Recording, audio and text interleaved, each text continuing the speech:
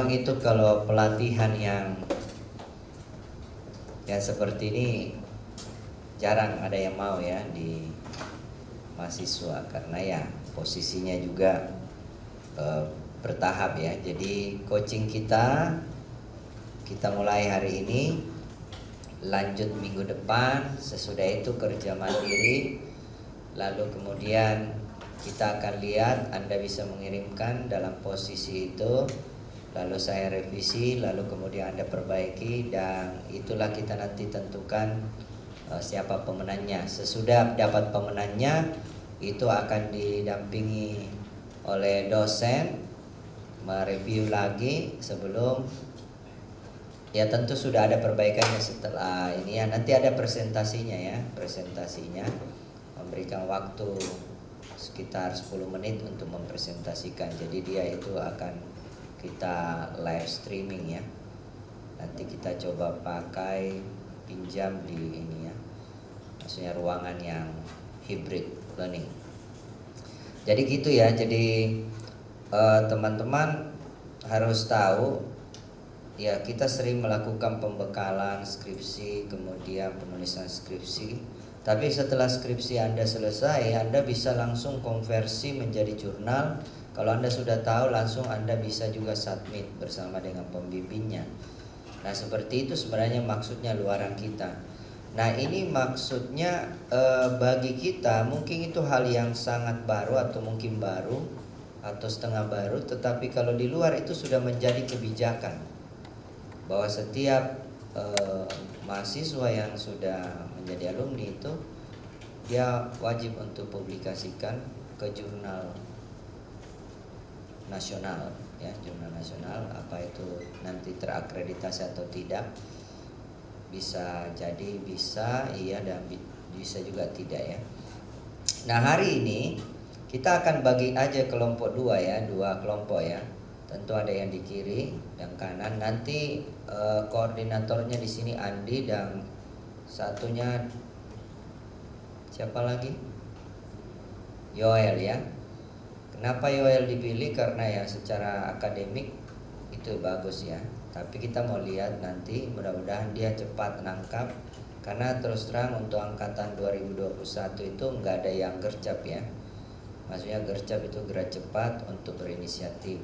Tapi puji Tuhan dia digerakkan untuk hadir hari ini yang mewakili angkatannya, supaya apa yang selama ini dia punya ide-ide itu bisa tertuang masuk di jurnal ya, seperti itu. Dan terima kasih juga yang sudah hadir. Nah sekarang mungkin ya apa ya, Teddy bisa di sini kan, pindah supaya seimbang. Toh kita mau seimbangkan supaya ada cukup banyak. Tapi ya puji Tuhan ini, jadi bisa ini nanti sifatnya pribadi ya. Jadi sifatnya pribadi menulis. Jangan takut, ini coaching. Jadi Anda tidak perlu berpikir ini apa yang saya dapatkan, tapi Anda harus berani menulis ya. Ada memang yang ya kalau seperti Andi ya sudah biasa menulis makalah apa semua.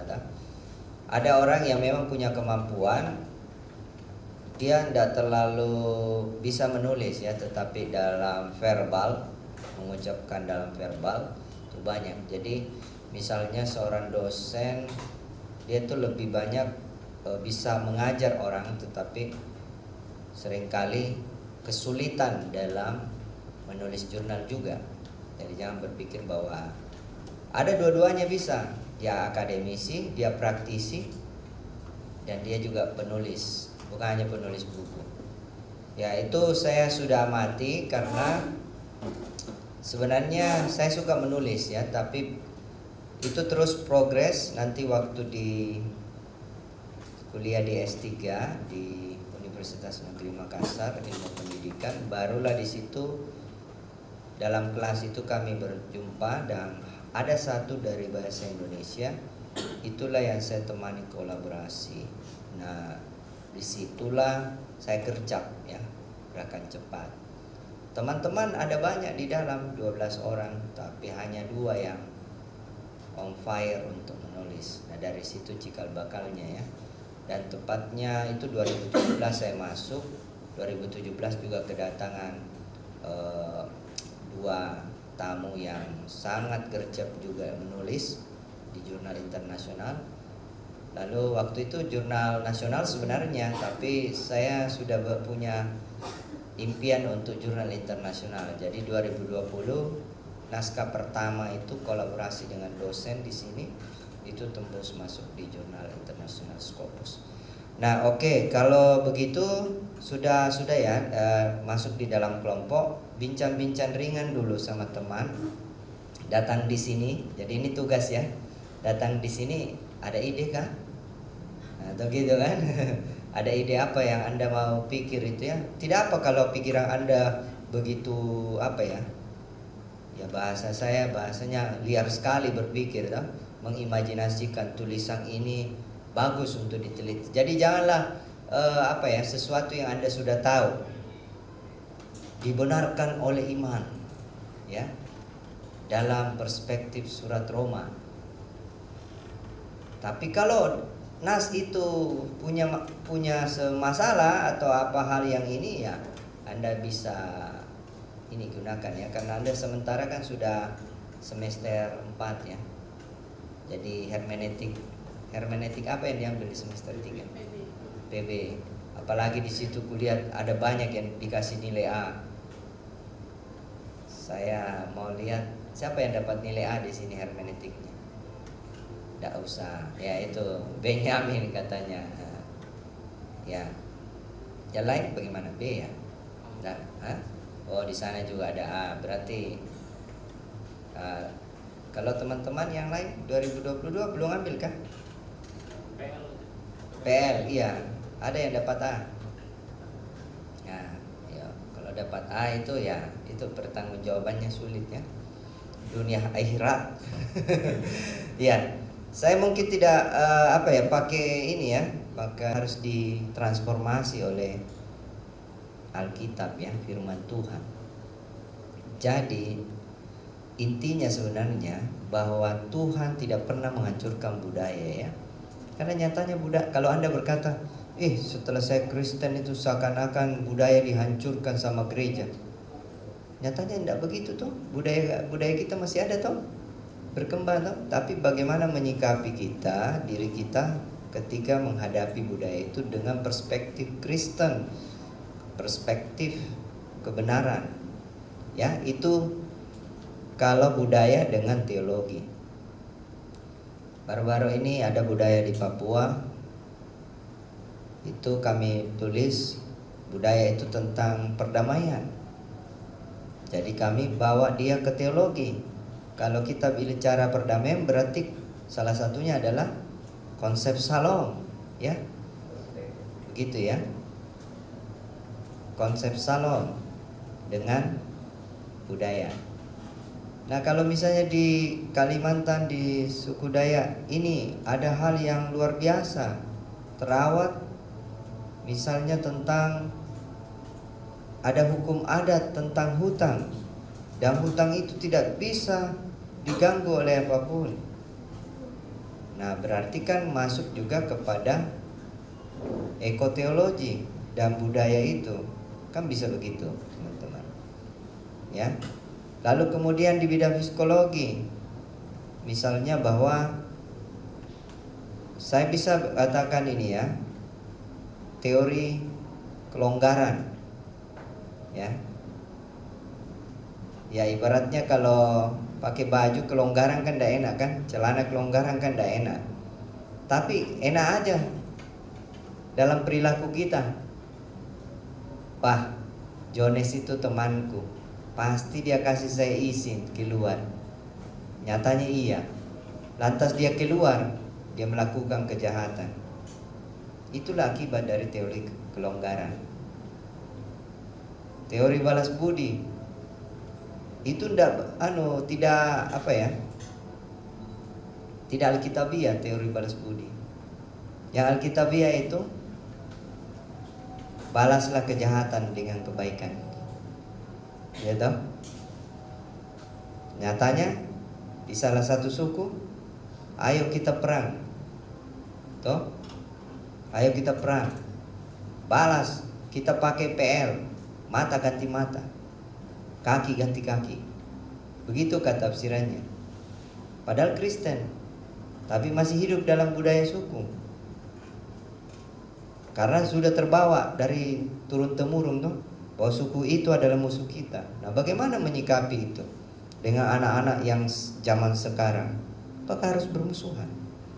Melanjutkan, iya, masalahnya saya punya kakek dibunuh sama suku itu. Seperti ini, seperti itu. Wah ini kayaknya apa ini? Dendam 7 turunan kan? Bukan kutuk 7 turunan, tapi dendam 7 turunan. Itu bisa dikaji, saudara. Dicari masalahnya, apa sebenarnya masalahnya? Masalah ego kan? Masalah harga diri kan? Masalah yang lain bisa diatur, tapi yang ini tidak bisa. Sehingga itu menjadi apa? Pertarungan atau apa ya? Itu harus kita kaji. Kita memang tidak tidak bisa pungkiri bahwa itu terjadi ya. Nah, jadi seperti itu. Ada mungkin juga tinggi sekali toleransinya. Nah, di mana itu? Tempat mana itu? Nah, itu Anda mau kaji. Yang Anda harus sebaiknya yang Anda kaji ini adalah di budaya Anda sendiri.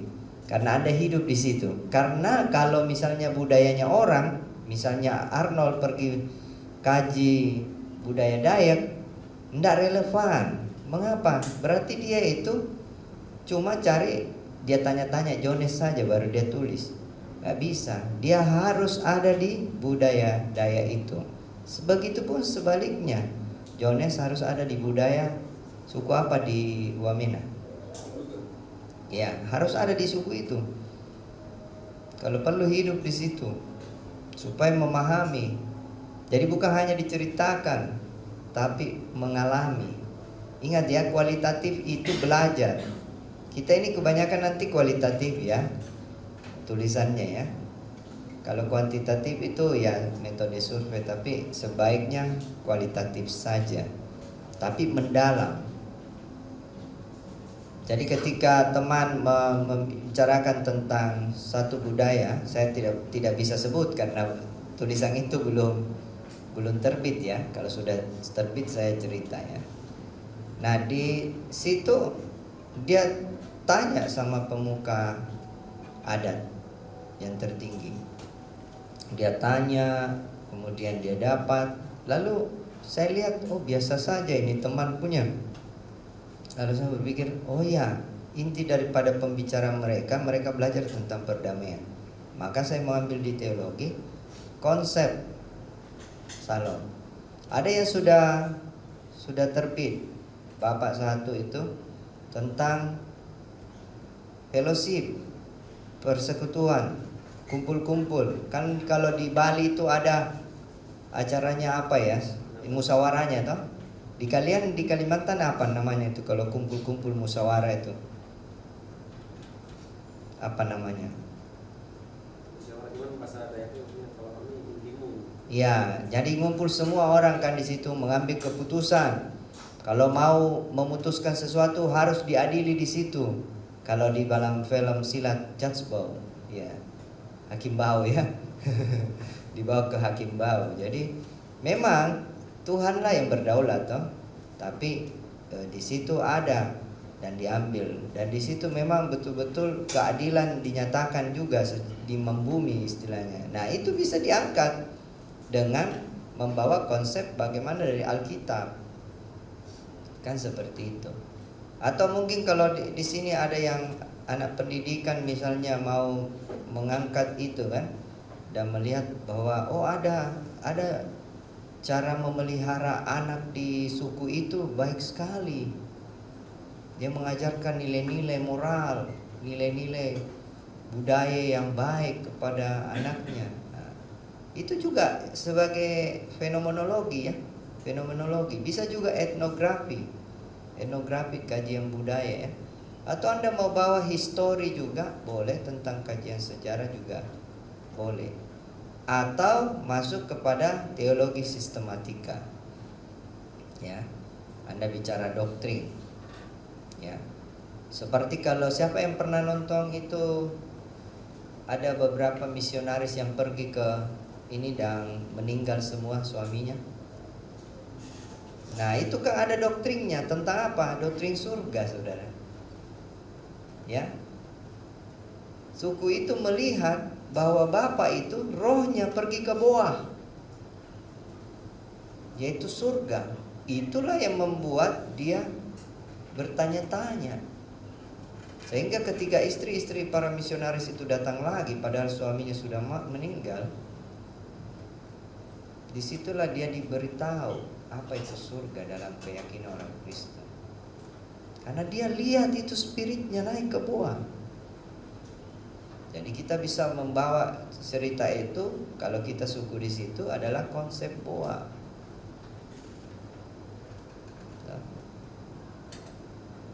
Ditinjau dari perspektif Kristen atau siapa yang bicara itu toh. Kan itu ada fenomena dulu kan di kita itu, bahwa ada orang yang dibawa ke surga, bawa turun lagi, naik lagi. Nah itu ya, yang dari Korea Selatan kan seorang ibu naik, saya pernah dibawa ke surga, soalnya dia naik turun terus, naik terus. Itu pernah sempat jadi viral di masa lalu, walaupun tidak diviralkan, bahkan ada bukunya. Nah itu bagaimana dalam kita mengkaji itu. Jadi kita itu harus mengkaji hal-hal yang baru begitu ya, harus baru. Di masa sekarang itu susah membedakan mana yang benar dan tidak, maka kita harus cross check kebenarannya ya. Karena ini zaman post-truth ya, seperti itu. Nah, saya mau membawa kalian untuk memikirkan ya. Kan kalian sudah ada buat makalah ini toh? Ada yang sudah buat makalah. Mungkin makalah Anda itu bagus idenya sampai dikasih nilai A. Walaupun nggak ada revisinya, itu masalahnya. Makalah diperiksa saja, tidak dikembalikan bahwa ini bagus ini untuk jurnal kan, seperti itu. Nah siapa sekarang yang sudah punya ide? Saya mau tanya semua, jadi dapat ini semua ya. Saya mulai dari Jones. Jones, kamu ada kepikiran apa waktu bicara-bicara begitu dengan teman-teman di situ, dengar-dengaran? Mau membahasnya. Nah tentu kita bisa pakai metode literatur review yang sederhana, yang menggunakan kata-kata kunci itu, lalu kemudian Anda membangun konsep saudara masuk ke pembahasan, di hasil pembahasan. Kan sama juga sepak bola. Iya, saya mau main lawan siapa? Oh iya itu. Formasi apa? Loh, formasi ini. Berapa? 3 back. 3, 4, berapa yang itu? 7. Jangan sampai saya lebih 12 pemain ya. 1 penjagawan, 3, 4, 7, 8. 8 berarti 2-1 atau 3 toh? 3 depan, 3, 4, 3 gitu kan. Dan berubah kalau bertahan menjadi 3, 3, 4. Misalnya begitu toh. Atau berubah menjadi 2, 5, 4. Contohnya begitu. 2, 5, 4, bukan 1, 5, 4. Ngumpul di tengah semua. Nah itu cara berpikir itu harus ada polanya. Jadi waktu Anda membaca referensi-referensi, Anda akan melihat bahwa oh ini jalan ceritanya, ini tulisan.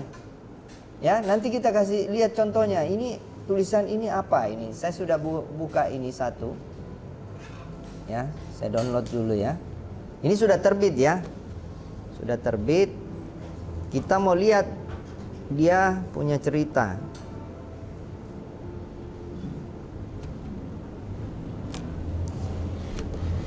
Ini sudah terbit di Jikpak.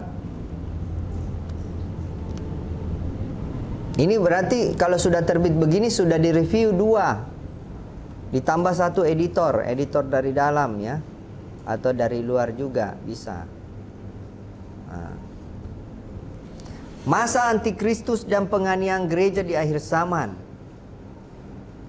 Telah kritis terhadap doktrin tribulasi dalam perspektif premilenialisme. Kalau kita lihat ini lalu kita belajar tentang teologi sistematika 4, ini menjadi seperti biasa saja ini. Ya toh? Bisa saja biasa saja. Tapi apa yang kita harus perhatikan ya ini tadi saya bilang abstrak itu akan menunjukkan kemana ini ceritanya, toh?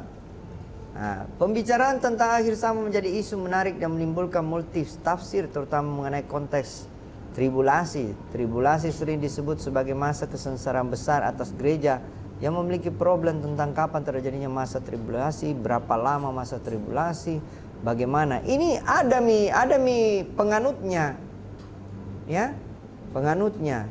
Tahun 1980 tentang antikristus itu orang tahu. Makanya itu ketika mau divaksin tidak mau. Karena dia bilang ini mau dipasangi chips. Padahal itu vaksin kan air, Ji. Enggak kelihatan anunya, kapsul ininya kan. Ditanam. Tidak ada yang dioperasi, dimasukkan, disuntik kan. Sudah. Lantas tidak divaksin karena menganut aliran itu. Bahwa itu antikristus. Siapa di sini yang berpikir bahwa vaksin COVID baru-baru antikristus? Angkat tangan, mau jujur? Nah, siapa lagi?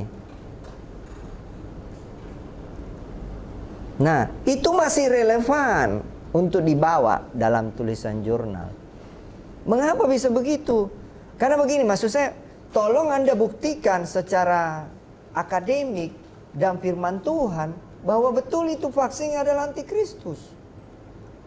Toh? Pakai Alkitab juga, tapi pakai juga akademis. Tulisan-tulisan jurnal. Maka inilah ketika suara kita tidak didengarkan oleh gereja, kita nulis.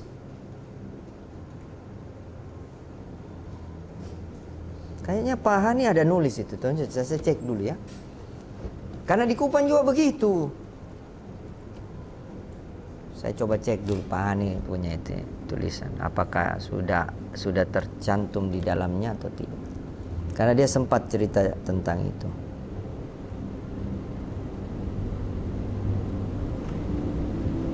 Mana dia? Oh, sepertinya belum terbit itu. Itu mungkin tentang vaksin itu. Ya.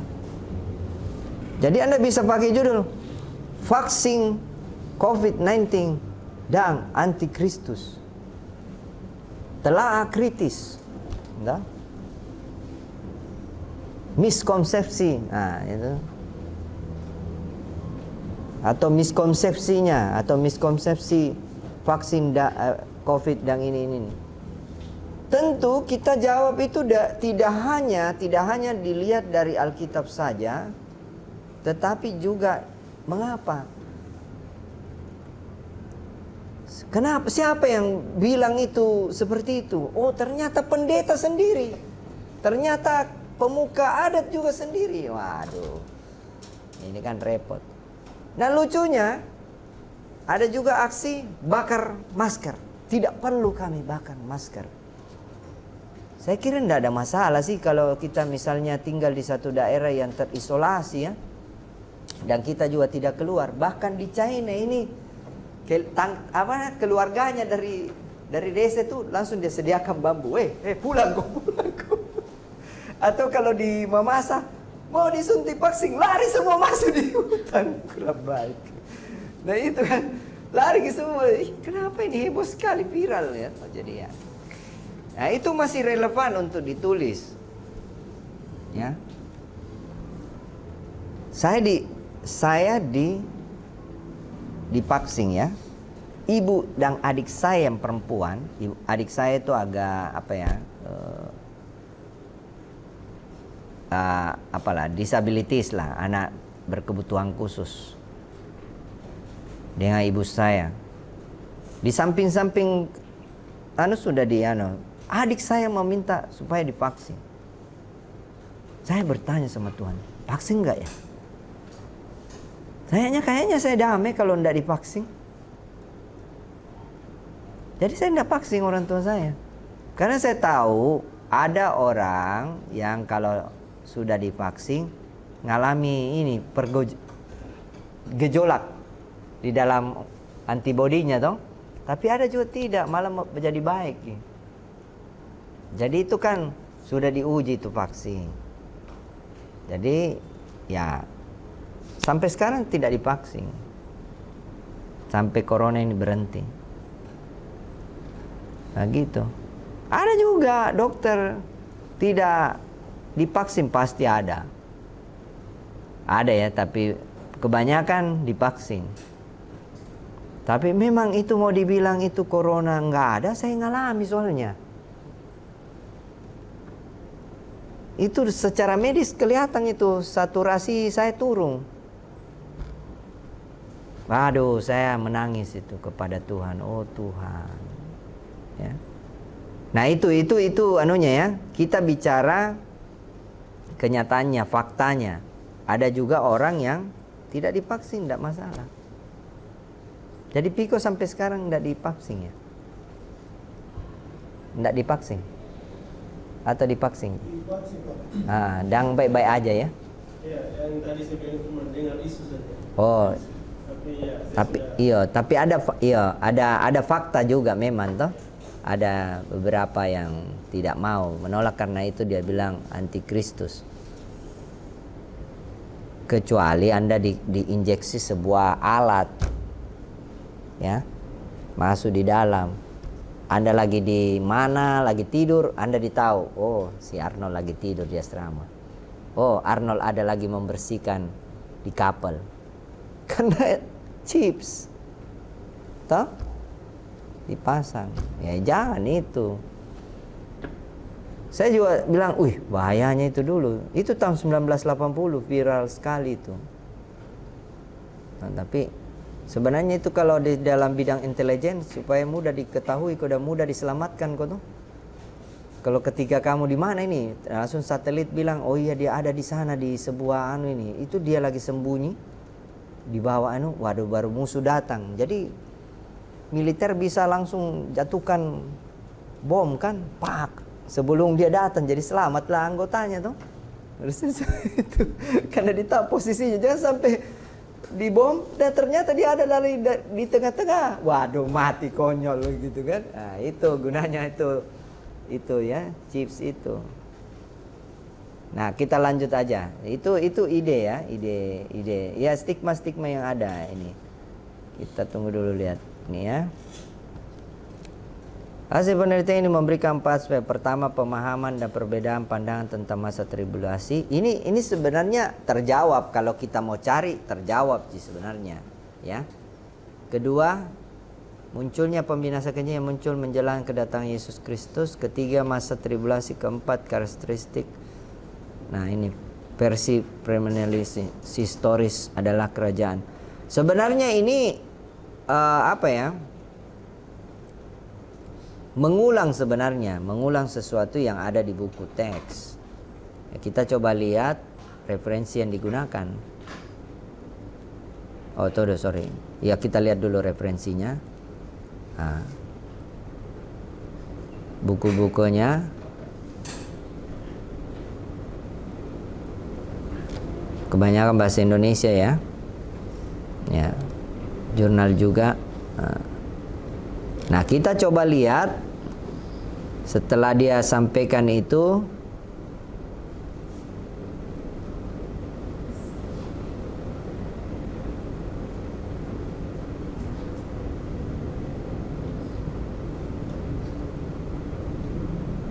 antikristus menguasai, peristiwa terjadinya masa tribulasi. Jadi bukan pandangannya STT Jafre ya, karena di jurnalnya STT Jafre ya, ini pandangan penulis. Jadi itu kita bilang kita itu terbit itu bukan pandangannya STT Jafre. Tapi dia terbitkan, dulu baca dulu itu siapa penulisnya, dari mana dia. Nah, bukan kan?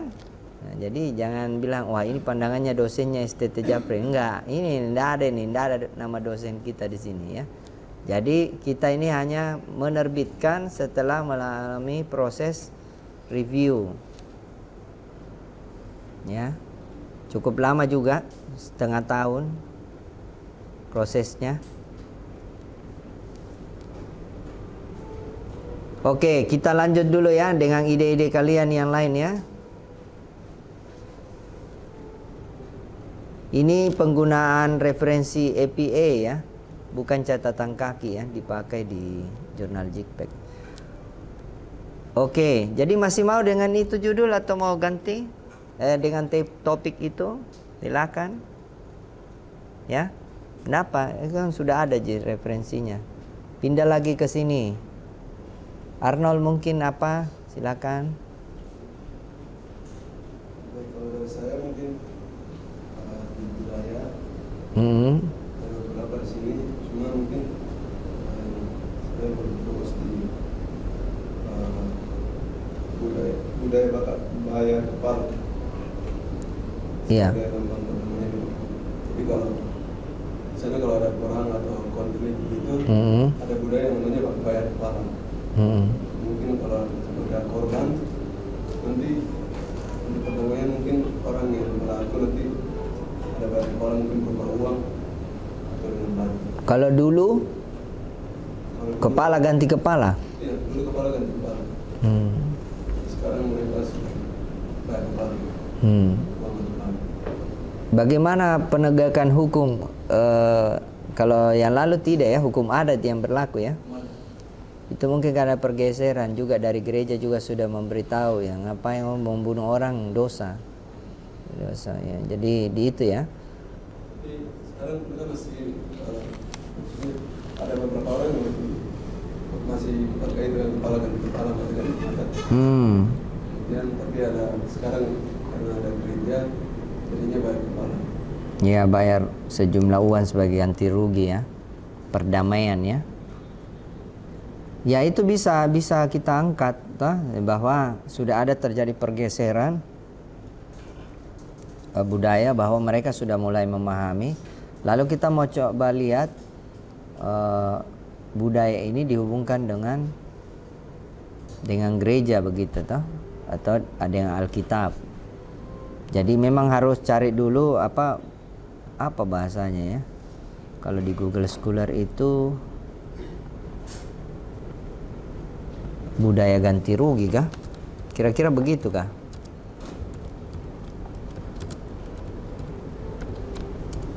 Sorry, Sarah ya. Itu kita Sarah tulis ya, Tugi ya, dia perbaiki ya. Pemberian ganti rugi terhadap pengadaan tanah, konflik. Ini bukan budaya ini, jadi iya.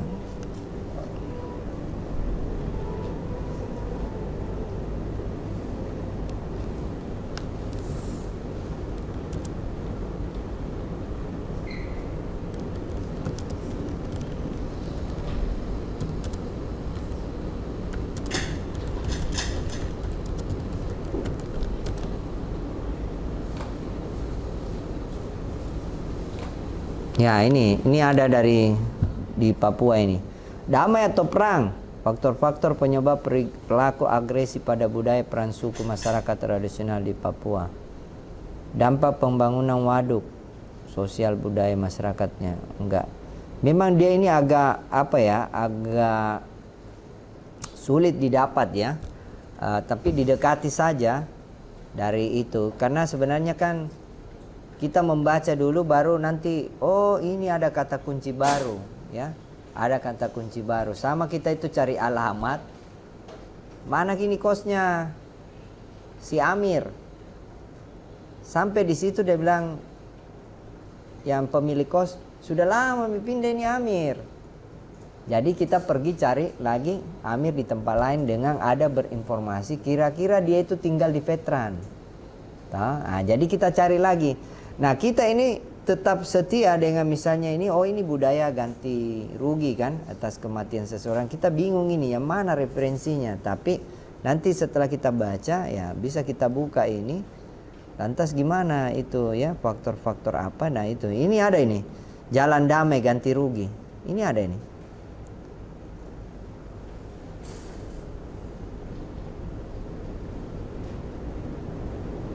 Pak bisa ini? Bisa. Itulah kenapa sekarang itu cara berpikir saya, jurnal kami itu kita bawa ke arah itu. Ya. Bisa ini ya. Wih, malah Sinta 3 ini. Himsi. Ini kalau jurnal ini yang saya bukan takuti, tapi perlu dilihat sebelum submit diterima dan tidak ada duit. Kan kasihan juga. Apa dia bilang di sini? Apa ini? Salah isi kini. Tidak ada harganya kah? Apa maksudnya ini? Saya klik ini kok yang keluar ini. Enggak jelas juga ini. Ini biasa tidak tidak ditahu ini, harus dihubungi ininya. Berapakah biaya publikasinya? Karena tidak ada di sini, biasanya ada. Nah takutnya tahu ya sudah bagus ini, cocok ini dengan fokusnya ini jurnal, dikirim lalu diproses, langsung sudah itu dia bilang Anda sudah sediakan 750.000. Waduh, uang kuliahku saja. Ya kan repot kan kalau gitu nah. Tapi banyak di jurnal yang lain ya. Banyak jurnal yang lain. Tapi untuk apa ya? Untuk yang psikologi bisa masuk di RAA ya. Ya. Tapi itulah menariknya. Andi kasih masuk di situ, dia bilang, "Pak, kenapa tidak ada reviewnya?" Langsung terbit, kaget dia. Nah, itu. Nih kalau kita cari siapa ya? Ada Ibu Beatrice juga di sini, ada Andi juga di sini. Gitu. Ini mata kuliah Pak Remaja dan Pemuda, pencegahan dan pemulihan remaja kecanduan game online. Ya.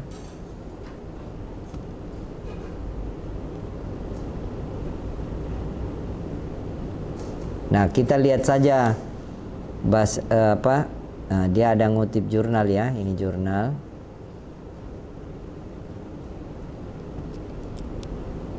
Jurnal juga dibawa bahasa Inggris ya. Waduh, saya tidak tahu bahasa Inggris. Saya tidak akan bilang sama Anda kenapa Anda jadi orang Inggris. Enggak.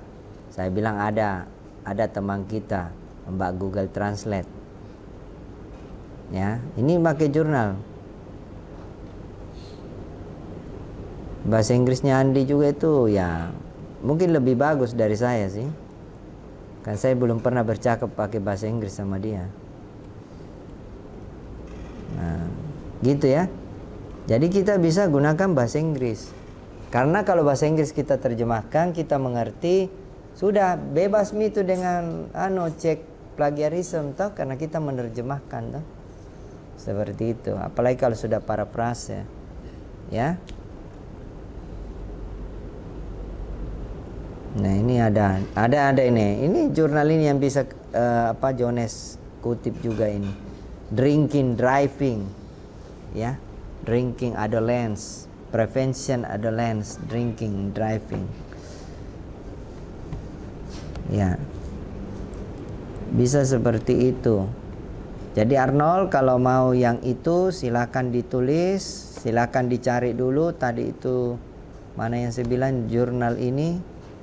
Kita belum buka ya.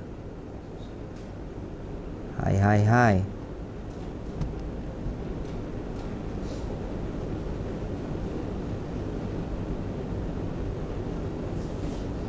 Nah, kita lihat abstraknya ya. Sorry. Fenomena peran suku yang dilakukan masyarakat tradisional sudah lama terjadi. Memang betul itu. Pada faktor situasional. Ini masuk psikologi juga ya. Kalau di etika Kristen juga ada etika situasional. Gara-gara situasi dia pikir plus minus. Jadi teman-teman itu kalau mendapati sebuah keputusan yang tidak sama dengan keputusan sebelumnya, itu situasional. Lihat kondisi. Jadi itu biasa terjadi dengan namanya etika situasional. Jadi ada jurnal itu, saya selalu bilang sama ini, kan di dalam firman Tuhan dia bilang tentang orang Samaria baik hati toh. Ada imam lewat, dia lewat saja. Ada Orang Lewi lewat, dia lewat saja. Ada orang Samaria lihat itu orang terluka, dia rawat, dia bawa di situ. Di konteks itu kalau Alkitab bilangnya itu, siapakah sesamamu manusia? Jadi dia mau bilang secara sederhana, kita tidak lihat ini orang lain kah, ini bukan keluargaku kah, kita harus tolong. Tapi secara psikologis kita harus tahu juga ada orang sebenarnya mau tolong tapi enggak bisa. Nah, itulah ada satu judul jurnal di dalam From Jericho to Yerusalem. Dia masukkan tentang situasional. Dalam artian tergesa-gesa. Jadi boleh saja, ini di luar konteks Alkitab, bahwa ada orang sebenarnya mau nolong orang yang bermasalah tadi dipukuli, tapi dia ada yang harus dia juga hadiri di tempat lain. Contoh misalnya Pak Pendeta naik motor pergi ke Gunung Merapi. Ternyata dia dapati ada orang di depan sana tabrakan. Tapi dia mau berhenti karena dia lihat, tapi dia lihat ada aja orang yang tolong, ya dia pergi. Itu oke lah. Tapi bagaimana ketika dia lihat sendiri dan orang itu, tolong Pak Pendeta. Waduh. Dia lihat jamnya. Waduh. Apalagi kalau ya oke, itu Pak Pendeta. Lewat orang Lewi, WL, worship leader. Waduh. Nanti saya dimarah-marah Pak Hengki ini.